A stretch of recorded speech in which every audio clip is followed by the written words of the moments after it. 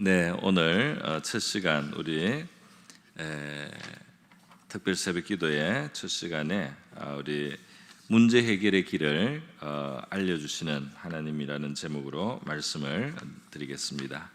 이미 우리 송구 영신에서부터 그리고 또 이제 주일 예배로 해서 이 야곱의 제단에 대해서 말씀을 계속 드리고 있는데요. 이 창세기 35장에 바로 두 번째로 지금 베델에서 하나님 앞에 제단을 쌓게 되는 과정입니다. 먼저 창세기 28장에서 야곱이 처음 베델에 제단을 쌓을 때 아주 어려운 때 제단을 쌓았던 적이 있습니다. 바로 35장 1절에서 하나님이 상기시켜 주시는 바로 야곱에게 내가 내 형 에서의 낯을 피하여 도망하던 때 내게 나타난 하나님, 거기서 제단을 쌓은 적이 있지 않습니까?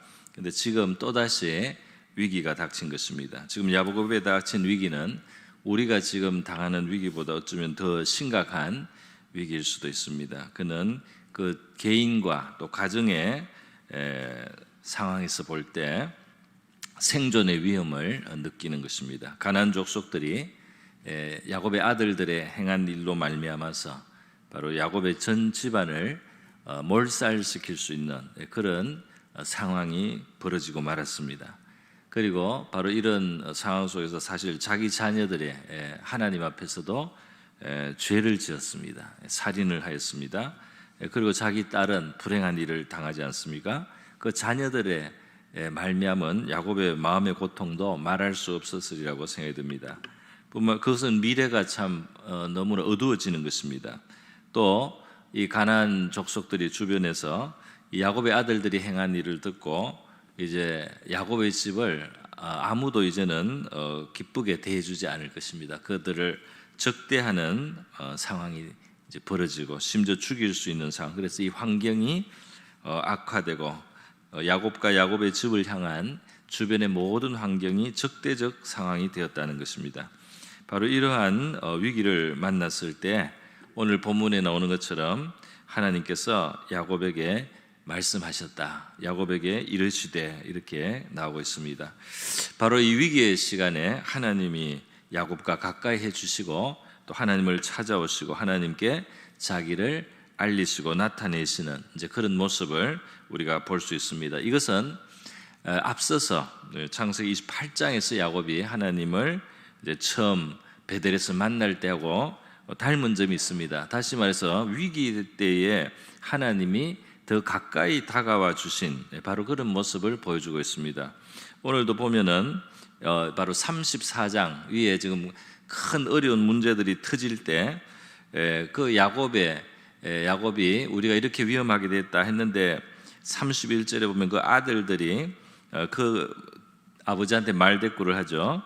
그가 우리 누이를 창녀같이 대함이 옳으니까 하고 아주 화를 씩씩 내면서 아들들이 자기들이 한 일이 잘못이 없다고 그렇게 아버지 앞에 강변을 하는 희망이 없습니다. 뭐 뉘우치는 것도 없고요. 그래서 야곱은 정말 절망적이고 저 주변에서는 집안을 이제는 해할 그러한 기세로 분위기가 이제 느껴지는 것입니다. 바로 이럴 때 본문 말씀에 보니까 하나님이 야곱에게 이르시되 그래서 여기서는 지금 야곱이 하나님께 먼저 물었다는 그런 과정이 지금 나타나지는 않습니다. 그런 게 있었는지 없었는지 정확히 모르지만 성경 본문이 분명하게 우리에게 강조하는 것은 하나님이 더 주동적으로 야곱을 가까이 해 주신 것입니다. 하나님이 더 야곱을 찾아와 주시고 그 어려울 때 야곱에게 하나님이 접근해 주셨다 이렇게 말할 수가 있겠습니다. 이것은 마치 앞에서 형 에서의 분노를 피해서 형 에서의 살이 때문에 집을 떠나서 밧단 아람 먼 곳으로 야곱이 갈 때도 그가 꿈을 꿀 때 꿈에 이제 밤에 루스 땅 나중에 베델이라고 이름을 하게 되는데요.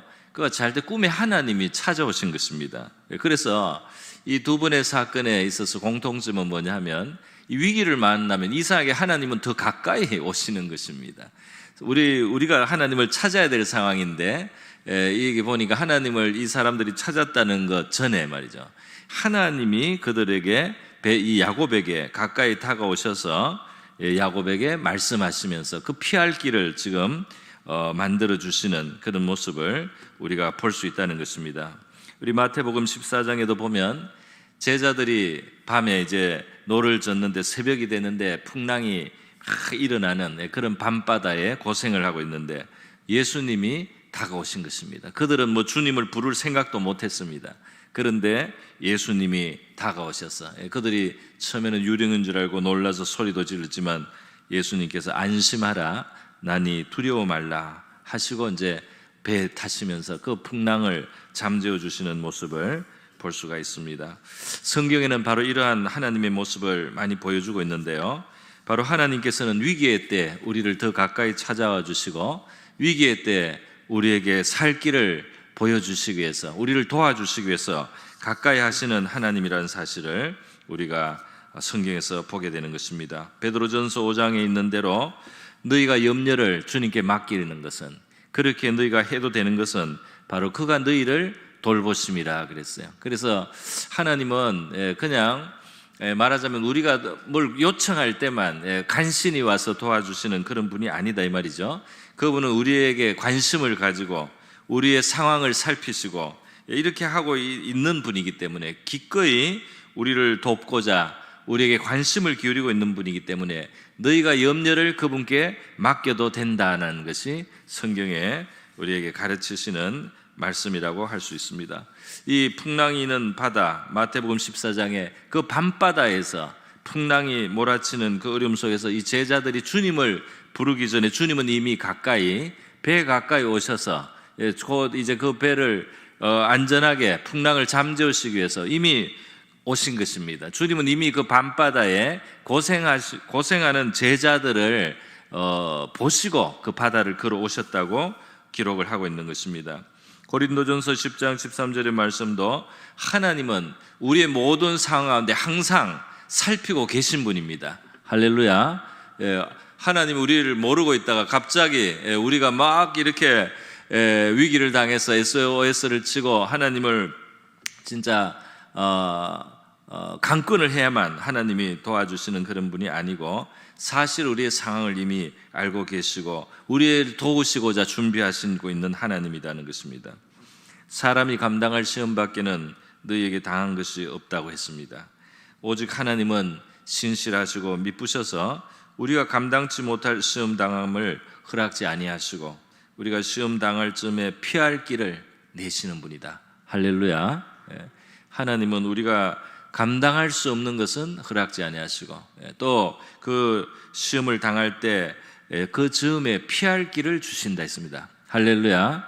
참 우리가 약간 더 욕심을 내자면 시험을 당할 즈음에 말고 좀 미리 하나님이 시험을 당해도 이렇게 다 해결할 테니까 걱정하지 마라 이렇게 하지는 잘 않았어요.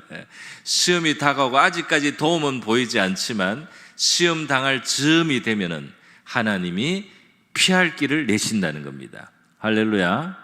그렇게 말씀하고 있지 않습니까? 시험 당할 즈음에 그때가 될 때까지는 사실은 아직 보이지 않습니다. 그 풍랑이 있는데 한동안 우리 주님은 보이지 않았어요. 그러나 바다를 걸어오고 계셨던 것입니다. 우리 성경에 보니까 정말 아무것도 할 수가 없는 그런 어려운 상황들이 있습니다. 예를 들면은 사무엘상 23장에 다윗이 사울에게 쫓길 때입니다. 마온 황무지 산으로 그가 피했는데 이 사울이 결사적으로 다윗을 이번에 반드시 없애겠다고 결사적으로 그 군대를 이끌고 와서 접근을 했습니다. 그래서 아주 긴급한 상황이 묘사가 되어 있는데요. 다윗이 산 이쪽으로 가면 이쪽으로 쫓아오고 저쪽으로 가면 저쪽으로 쫓아오고 그야말로 이제는 도간에 던지가 되고 잡히기 일보 직전이 됐는데요. 하나님은 벌써 피할 길을 준비해 주셨어요. 다윗은 이제 더 이상 피하기가 어렵게 됐습니다.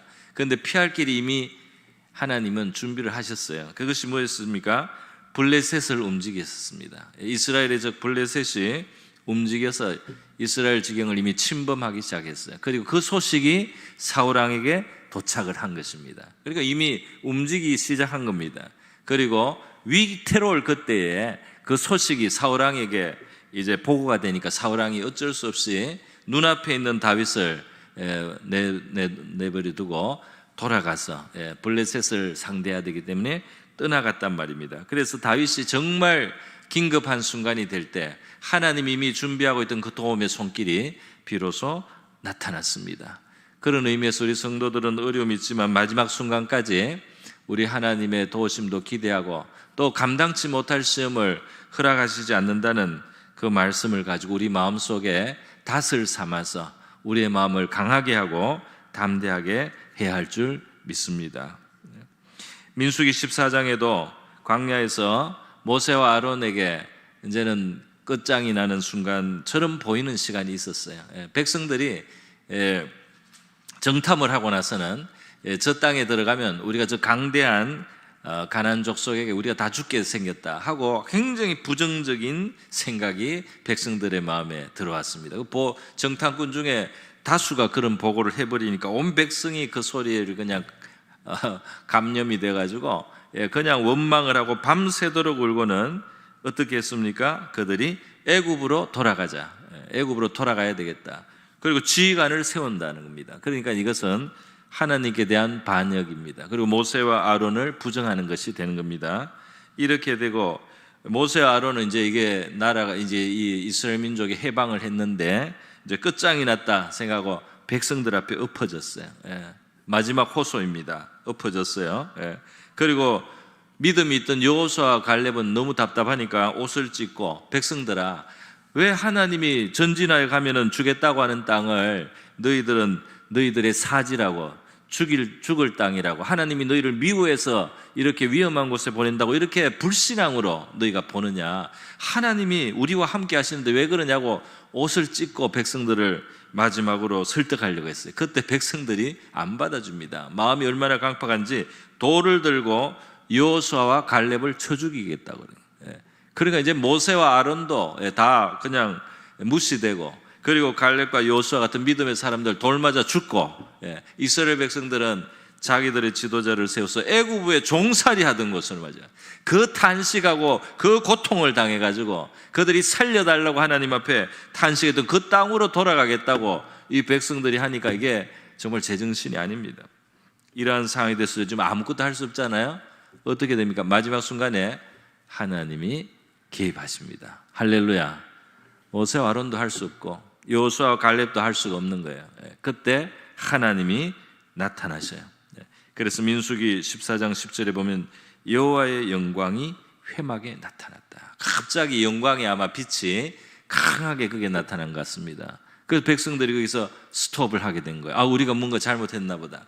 하나님이 이렇게 특별하게 광채로, 영광의 광채로 백성들 가운데 나타나니까 백성들이 그때 마음이 바뀌게 된 것입니다. 이런 식으로 우리 하나님께서는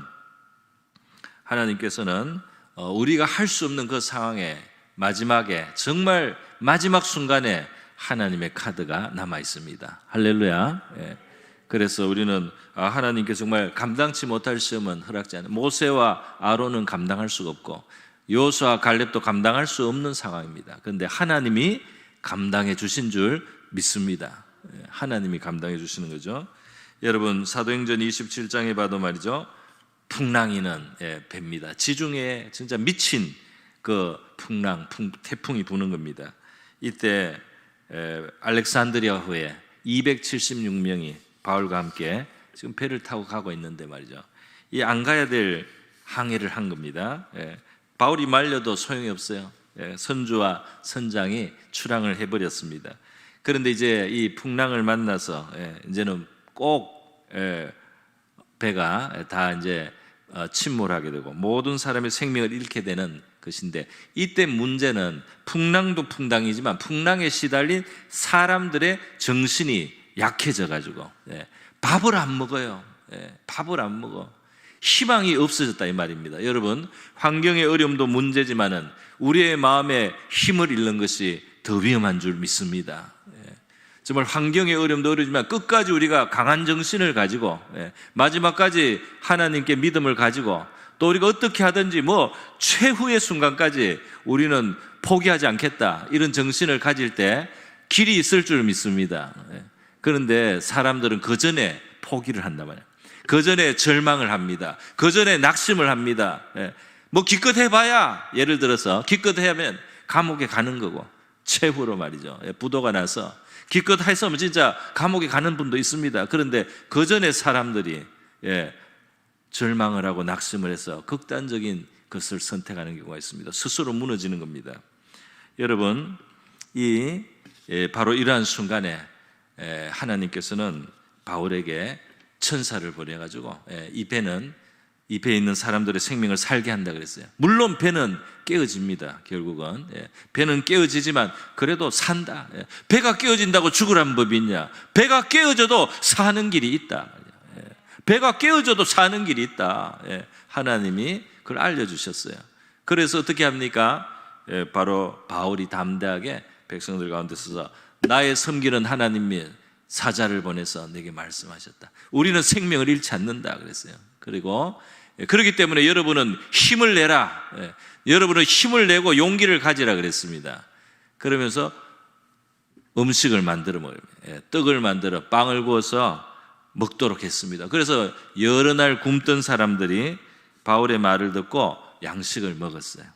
그 양식을 해 먹었기 때문에 배가 난파될 때 난파되는 장소를 하나님이 육지 가까이 대고 배가 깨어지게 했습니다. 육지 가까이 대고 배가 깨어지니까 배에 널판이나 나무 판때기를 잡고, 또 헤엄을 잘 치는 사람은 그냥 그런 거 없이도 조그만 애를 쓰면은 살 길이 준비되어 있었던 것입니다. 육지에 가까이 하나님이 끌어다 놓은 것입니다. 그런데 바로 그때 그들이 해야 될 일을 하나님이 보여주시다 이 말이야. 바울의 마음에 감동을 주신 것입니다.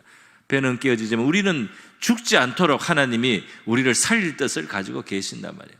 그렇기 때문에 우리는 힘을 가지고, 즉 낙심하지 말고 절망하지 말고 양식을 먹어서 배가 깨어질 때 헤엄쳐서 허우적거릴 그 힘만 있으면 우리가 살 수가 있다, 이렇게 한 것입니다. 그리고 그대로 된 줄로 믿습니다. 오늘 여러분, 야곱을 에워싼 이 환경은 죽을 것 같이 보이는 거예요. 여기서 이제 살아날 길은 없는 거예요. 너무 끔찍한 일을 자기 자식들이 또 한 겁니다. 살 길이 없어 보입니다. 그럼에도 불구하고 하나님이 야곱에게 살 길을 보여주시지 않습니까? 일어나 베델로 올라가라. 거기에 살 길이 있다. 너희가 일어나 베델로 올라가면 하나님이 보호하실 수가 있다. 하나님이 지켜주실 수가 있다. 너희가 망하지 않는 길이 있다. 이렇게 하나님께서 말씀해 주시는 거 아니겠습니까? 오늘 우리에게도 하나님은 일반으로 이미 우리 성도들을 향해서 말씀했습니다. 빌립보서 4장에 있는 대로 아무것도 염려하지 말고 오직 모든 일에 기도와 간구로 너희 구할 것을 감사함으로 하나님께 아뢰라. 그러면 모든 지각에 뛰어난 하나님의 평강이 그리스도 예수 안에서 너희 마음과 생각을 지키시리라 그랬어요. 우리 마음에도 힘을 주실 것이라는 것입니다. 그리고 우리를 돌보시고 피할 길을 내시게 될 줄로 믿습니다. 이것은 모든 성도에게, 모든 형편 속에 주신 말씀이 아니겠습니까? 그래서 우리에게 할 일을 가르쳐 주시는 거죠.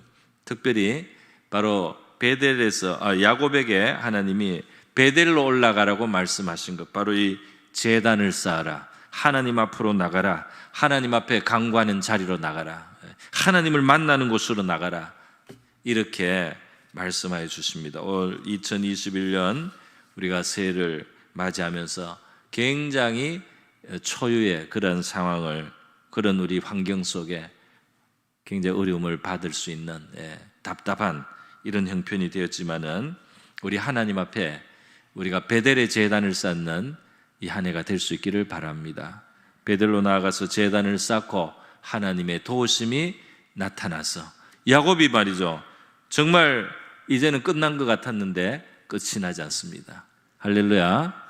하나님 말씀대로 베델에 단을 쌓으러 갈 때 그 과정이 있었습니다. 그렇게 나갈 때 결국은 그가 해함을 입지 아니하였어요.